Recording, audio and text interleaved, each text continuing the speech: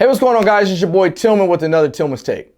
This Tillman Take is a little bit different today because it's a little bit more controversial topic that we've been talking about over the course of this last year and a half with the social unrest in our country. But this one is a little bit also more personable for me because what I'm going to talk about today is school resource officers or police officers on the campuses of schools throughout our country. Now, if you guys have been following me for a while, you guys know that I was a school resource officer for about a year and a half, and boy, did I take pride in what I did. Not just because I was a police officer on a campus, but because I got to develop such good relationships with all the kids on that campus, so much so that they are going to last a lifetime, and they've already shared with me on how I was able to impact them and how they impacted me as well. But today is not so much of a brighter note. Today is more of one that is a conversation that needs to be had. I'm going to play a video for you guys right now, and I want to really kind of know your honest opinion of what you guys think after watching this video. Let's take a look and see what I'm talking about. How are you? Good, how are you? I'm Cheryl Camacho. I'm the chief of the Empowerment Zone. So This is one of my 5 schools. Oh, okay. Nice to meet you. Nice to meet you too. Just walking through what's going on. Just making sure you guys are safe. Okay. Right.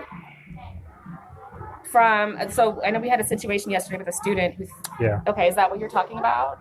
But I mean, this is just the area I work, so just making sure you guys are okay. Okay. All right. Yeah, we're fine. We're good. Do you like having us come in?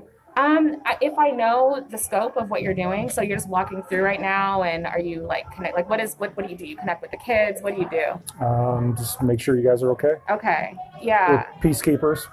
Okay. Yeah. Who can I talk with about just that in terms of our buildings? Because I don't think, have you been here before this year?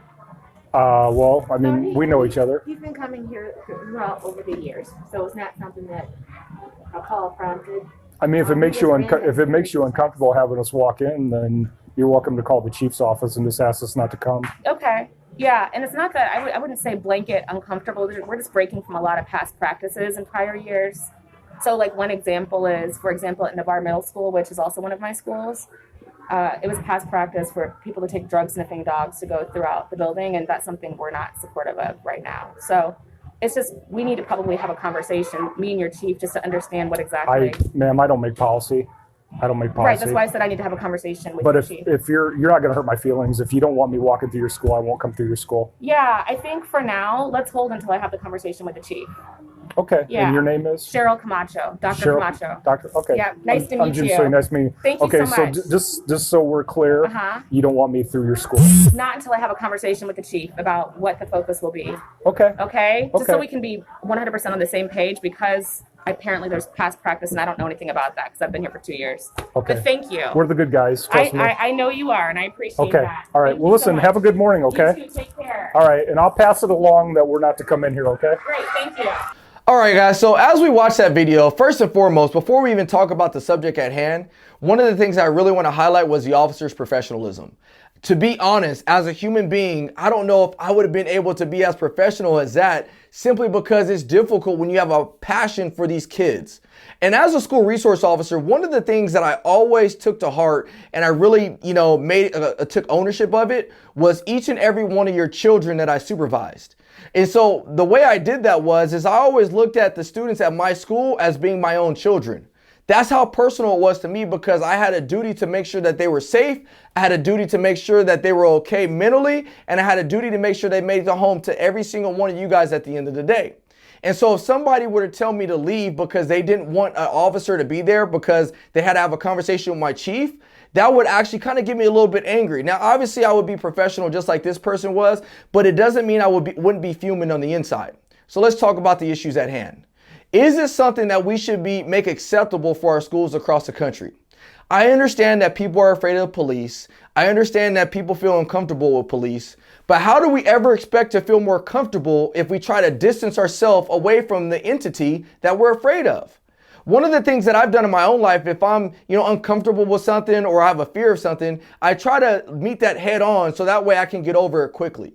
Now, we need to make sure we have the right officers in place at these campuses to do the job effectively. I am not standing up for any officer that's done a bad job as a school resource officer or doesn't take time to get to know their students or faculty members as they should. So if you don't have that in your city, then yes, it might be more beneficial to make sure they're not on the campus.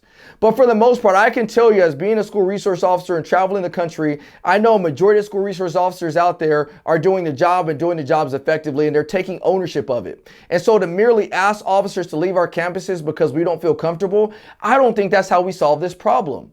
I think the way we solve this problem is by allowing these good-hearted officers to interact with their students in a positive light, so that way it could potentially shape the perception that they have of law enforcement. I still think it's beneficial to have conversations with your chief of police and your school officials, but at the same time, we should not turn them away and deter them from doing their job and doing it effectively.